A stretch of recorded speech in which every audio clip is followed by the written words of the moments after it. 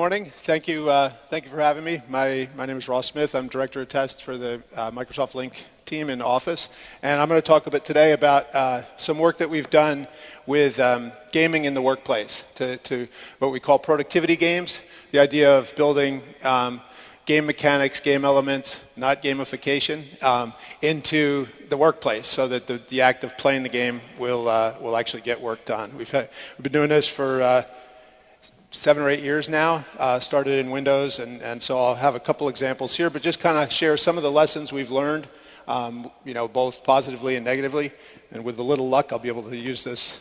Here we go. So just a little bit about, so I'm the Director of Test, so our job QA testing is about improving the quality of the software, and it's a job where diversity really matters. The 10th bug is harder to find than the first one. So if you keep doing the same thing over and over again, you train the software to pass your test, but you don't necessarily improve the quality. So both diversity of technique and diversity of user is very important. And so where we found tremendous success in games is to encourage broad beta usage of the product that requires some effort from our user and may inflict some temporary discomfort on them in return for feedback. So the use of game mechanics, gaming principles to encourage beta user participation has been very effective for us. So going back a few thousand years, the Great Pyramid at Giza, there's the stones on either side, these big, huge, massive stones that were hauled up by the Egyptians, contain similar markings on each side of the stone. And what it turned out, and I had the great fortune of actually being at a conference with some Egyptologists and asking this question, is they actually competed the teams of workers competed to haul the stones up the pyramid. And so they had the Friends of Menkaure and the Celebrants, or they call it, of Menkaure. And the two teams competed, and very similarly to how teams compete today, the prize at the end of the day was a beer fest. So very interesting that the use of games to get work done goes back a long time. So when we think about today, fast forward to 2011, the type of employee that is entering the workforce, and this is not just in software, but just in general, has a very different set of skills and sort of technology savvy that has changed. And so a lot of times the processes that we use, we haven't incorporated, okay, how does Web 2.0 influence, software development, or the ability to text? A lot of the things that are very commonplace outside of the work are not necessarily incorporated in the day-to-day work. And so how do we change the way we communicate? How do we change the way we employ sort of openness and sharing that are very commonplace outside work, but not necessarily the way we work inside? And so, I'm going to kill this little thing here, sorry. So one of the things in joining a new team, I'll go around and do sort of one-on-one meetings with each person on the team, and a very common theme with newer employees is underutilization. Like, I have all these skills that I've honed either through a higher degree of education or just pervasiveness in social networking or whatever that can't be consumed by the way we do work. And Gallup does a survey every year on employee engagement, and basically the numbers, pretty much similar every year, show that about 70% of employees are at least somewhat disengaged, and that the actively disengaged, which run usually between 10 and 18%, cost $300 billion a year in lost productivity. So we felt that this was an interesting challenge to try and address, not necessarily in the disengagement, but in the underutilization. Like, how do we tap into that? And so we kind of wrapped a bunch of different things up in this initiative we call 42 Projects, which really has sort of 3 pillars. It's the idea of collaborative play and fun with games at work, the idea of building organizational trust. There's a great study done a few years ago by a couple of researchers from the University of British Columbia who had equated organizational trust to pay in terms of how satisfied people were in their jobs. And So they basically said a 10% increase in trust felt the same as a 36% pay raise. So our first attempt with 42 projects was, okay, let's go for the pay raise. We didn't get that, we settled on trust. And so really looking at games as a proxy for building trust. So in a low trust environment, a game can encourage that diversity of behavior that we find so productive in what we do. And then finally, how do we innovate in the way we manage to better accommodate the new generation? So thinking about specifically now on games, or what we call productivity games, games at work, that games are a great way to improve communication. You think about any sort of game outside of work, you know exactly what's going on, you know exactly what to do, you're engaged, with good game design and the various principles and mechanics of gaming. You know exactly how you're doing. You know how to improve. You know what to do to sort of level up or power up. And then using them at work really gives us the opportunity to save money and to be more productive. And if you think about what gamers want in a good game, is really what we'd all like as employees, and that's we want it to be fair. When I do something, I earn points. I get instant feedback. It's very transparent how to get ahead. If I can figure out, I can try things, I can experiment, I can take risks, and learn and improve. And I know through my score that I've improved. And so really, gamers want what employees want, and employees want what gamers want. So there's a very nice match in motivation around the use of games at work. So this is kind of, if there's one piece to kind of take away from this matrix is what we kind of put together in terms of where games at work can be successful and where they're not. And this comes from having both results. And so if you look at sort of the three columns, core work skills, unique skills, and future skills. And basically core skills are things that everybody has, maybe the ability to type, or for us, the ability to program in a certain language. It might be, the ability to speak a language, something that a large percentage of the population has. The unique skills are the ones that I'm being paid for, something that I bring to the organization that are unique to me that I can offer. And then future or expanding my skills are things that I can learn to do better at my job. So I might learn a new language, I might learn to type faster, but something new that I can do to improve. And then the two rows are sort of my in-role behaviors or in-job behaviors. Those are the things I do every day that I'm paid for. And then the organizational citizenship behaviors, which are things that I can do to improve the organization, but are not necessarily part of my job. So I may help a neighbor, right, and answer a question for a coworker. I'm cleaning the coffee pot at the end of the day. Things that will make it a better place to work that aren't really included in the day-to-day job. And so what we've seen is these two areas really work well. The future work skills, and for my in-role behavior, learning a new skill or a new technique, that's sort of the games for education area. And then the very interesting one where we've had the most success is these organizational citizenship behaviors for core skills. So, and I'll go through a couple examples here, but just to talk about some lessons learned in areas that don't work. If I look at that center column for unique skills and my in-role behavior, my in-job behavior, so if we create a game that is the Do Ross's Job game, and we play it for a month, and I come in 8th, I may have a weird conversation with my manager after that because I'm not sure, or they might not be sure why I came in 8th at my own job. So it's confusing to me. And the flip side is, okay, if I came in 1st at my job, does that mean, will I get to keep my job, or do I get a raise or a promotion? You're confusing points with paycheck. And so I show up, am I playing the game, or am I trying to earn my paycheck? And I think a lot of the early introduction of games at work go in this area. Hey, we need this job done faster, or something like that. So let's focus on these unique skills in job behavior. Make more widgets faster and faster, which it's offering sort of a secondary extrinsic reward. We heard a lot this morning on intrinsic versus extrinsic, and so we've had several let's say, lessons learned in where that doesn't work. And similarly, beneath that, the citizenship behaviors for unique skills, if we say, okay, we need, to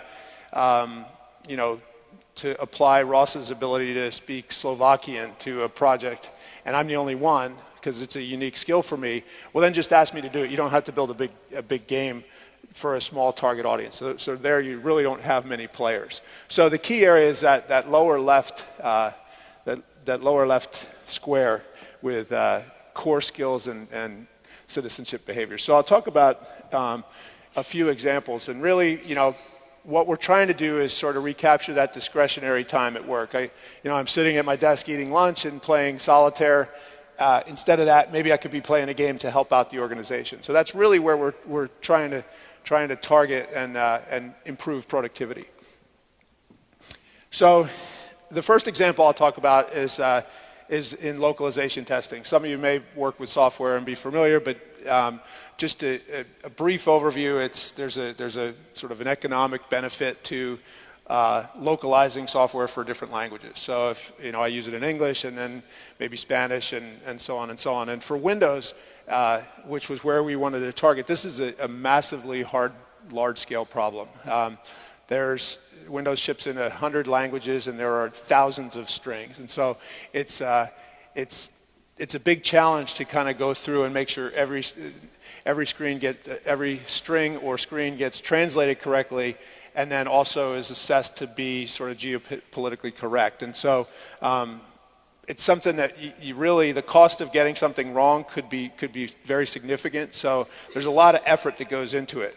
And so we came up with the creatively named language quality game, which is a very simplistic, and this is probably an example of one of our most elegant games, is that the nice sort of benefit we have of games at work is we don't have to do a big elaborate 3D animated shoot 'em up massively produced video game, console game, but we can do very simplistic stuff because the alternative is much, for this one, for example, I'll show you here in a second,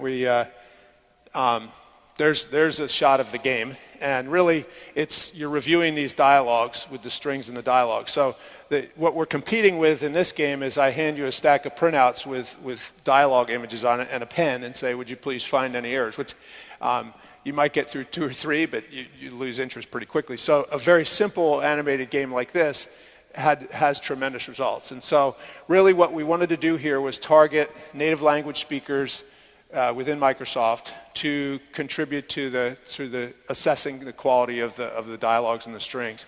And we found, I'll just jump right to the results here. That might be hard to read, but we had over 4,000 players from around the company and had 500,000 screens reviewed. And what we found was the level of engagement for native language speakers around the world was fantastic. Typically, they would install a version of Windows, which is takes some time, and then kind of go through and try and find the different dialogues and report issues as they found them. This allowed us complete coverage. We had sort of back-end algorithms that allowed us to make sure each screen had appropriate number of views and coverage by particular language. And a lot of times it touched on that intrinsic motivation that, hey, this is a version or an edition of Windows that's going to go back home to my family and friends or relatives. So I want to make sure that it's of high quality. So there was a higher level of engagement early in the process. And the level of participation in some of the regional subsidiaries was close to 100% of the smaller subsidiaries. So we really got great coverage, and we're able to really improve the quality of the language results for Windows 7. And then the next one, well, it wasn't quite the next one, but the most recent one we did was last fall, where we really, and again, a lot of talk on extrinsic versus intrinsic motivation, and we were really trying to see what we could do to tap into that. We've looked at sort of, for productivity games, the important thing is that people keep playing. The more players you have, the more they're playing, the more work is getting done. So it's really important to build elements of various types of motivational game mechanics in each area. So we look at player versus player, the glory and shame of the leaderboard, and then player versus self. Can you beat your high score? Can you do this so many days in a row? And then player versus environment, so puzzle type games. We're really trying to appeal to everyone, but we still felt we were mostly focused extrinsically, and we were trying to kind of come up with some ideas. And so what we put together last fall was a game for Office Communicator was the name at the time, and Communicate Hope, which was sort of a benefit for disaster relief. So we sent out to about 20,000 people around Microsoft, and they would play and exercise our software, either look for issues or give us feedback on usability, and sort of engage with us on how what they thought about the product. And they would then earn points that they could contribute to various charities, or they would pick a charity to play for, and then do some beta testing essentially.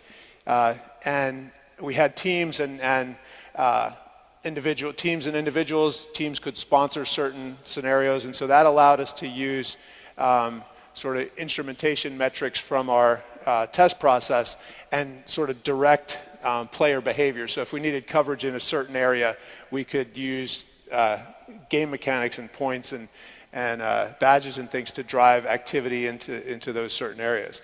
And the results there were spectacular. The first game we did, early on, we saw about a 4x improvement in player versus non-player. And in this case, we saw really like a year over year, probably a 16% or 16x increase in participation from players versus non-players. And we had in the feedback that we got, about 70% of the people who had signed up and were actively playing the game engaged with us and gave us feedback, versus 3% of the non-gamers. And so it's just some real spectacular results. And then at the end of the beta period, we made a large donation, a portion to all 5 of the charities we used, a portion by the number of points that people had earned. So it was really a win-win, and people had a really positive experience with. Our software is, web conferencing, audio conferencing, and so the cost of a failure, while we're receiving beta feedback, a failure is great, right? But for someone using the product, their phone call drops, and it's not so great. So by enabling sort of an altruistic mode for the gameplay, really took a lot of that out, and was really, really helpful in delivering a high-quality product. So I'll just briefly here on a few others. The Elevation of Privilege game is actually a physical card game, and there's a process called a threat model, where you kind of model attacks against a service or a website. And Adam Shostak from the Windows or from the security team had put together a game based on the game of Hearts, the card game of Hearts, where players can sit around a table and sort of design threats against a component, against a system, and the outcome of the gameplay is actually the threat model. So, which is it's a very typically a very lengthy and difficult task to produce, because you really got to brainstorm a lot of different methods. And this card game gives people sparks on what to think about and how to attack it, and then sort of gets the competitive juices flowing. And so you end up with great threat models coming out. A very simple, cool concept. And then some of you may have seen Ribbon Hero, and now there's Ribbon Hero 2, which is it's a downloadable game. You can go to officelabs.com, and it's an add-on to Office that allows you to play the game to learn how to better use Office and be more productive. And so a great little sort of engagement piece to find different ways to format documents or create slides. And I don't know if you can see in the upper right there, but if you have it installed, like as I'm doing slides and things like that, it'll just fire off and say, oh, you just used the Times New Roman font for the 20th time or something, and you get 3 points. But it's an interesting way to kind of keep engaged, and it falls in that matrix. It falls in the upper right as a sort of a in-role, like skills that I can learn to be better at my job, and a very useful download. So finishing up here with some guidelines, some lessons that we've learned over time. Really start out with knowing exactly what behavior you want to change or create, engage people with. One of the problems is if the game is vague, people will do some stuff and then they'll kind of lose interest and you may not get the results that you want. So start with some clear objectives. We have found that prizes usually aren't necessary, that with good game design and good thought about what behaviors are rewarded, because the problem you have is that if it takes me 2 minutes to perform a task to earn a point, and it takes someone else 10 minutes to do that same task, from the recipients, from the team hosting the game or after the certain behavioral change, you really want both people to keep playing, right? But if all of a sudden I win a mountain bike because I'm 5 times as fast as everybody else, then everyone else is going to stop playing. But if you don't have rewards or you use player versus self motivating techniques, you can keep everybody moving along and playing. So rewards tend to not go well. Keep the duration of the game short. You find that you may find exchange rates on effort are different in that example, or you may find that somebody has a lab and they can do all this automatically, and so you really don't want to change the rules in the middle of the game, so you keep the game short and then you launch another one later on, and then again sort of focus on those citizenship behaviors. And then what we found is a role of sort of a game master, someone who can answer questions and keep the community engaged is very important and very helpful. And a little bit on developing. I would imagine most of you work with game designers, and that's sort of that whole right-hand side there. And then what's interesting for productivity games is you also sort of need the corporate developer type who can engage with your HR systems, large, production type databases of some instrumentation data or process data, because that's where you get your points. And what we found is if you have an objective or a behavior that you want to change to increase the productivity of some group of people, you probably already have all the data you need for scoring and points and the game elements, because that's important data to your business process. So really just kind of bolting on some game design around the existing corporate data is a very useful way and rapid way to sort of get games into the workplace. And so just a couple just final recommendations. I think I touched on most of these, but do a lot of small experiments and keep track of lessons learned. The temptation is, we need this to happen faster, or we need more people to do this, let's put a game on it.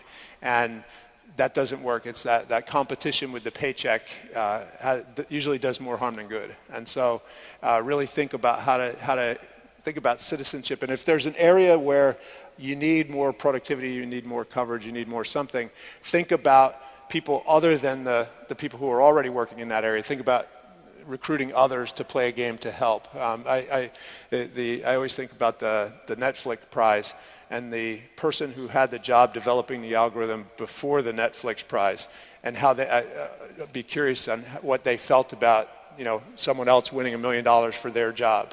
And so that's sort of the danger of sort of those unique skills type games. And so really just try, experiment. The role of the game master hopefully can get feedback from the players to say, hey, this feels kind of weird, I'm not sure, or hey, this is great, or have you considered this? So you get a lot of engagement from people. And so the Mary Beth, who I started with, is actually a real employee. And when we began this, it was I feel underutilized, and at the conclusion, it was like it doesn't feel like work anymore. And it really drives engagement. It drives fun, creativity, laughter in the hallways. It's a very easy, simple way to create sort of employee engagement and retention and all the things you want sort of from a productive organization. So just a couple quotes here. But Gary Hamel, the is an author who's written about the future of management. We need to create work environments that are immersive and as involving as the best video games. And I really think if you think of the workplace of the future, it's a natural that the gamer generation, as they grow up in the workplace, it's a natural that we're going to have games at work. And so I think it's something that we can all, it's sort of this industry that can really drive some of that. And then finally, that's what I have, and I'd like to thank you for your time, and if anyone has any questions.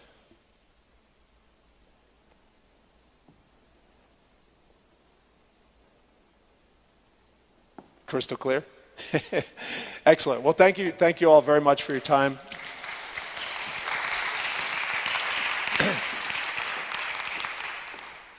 And the 42projects.org has a bunch of references if you're interested. Thanks very much.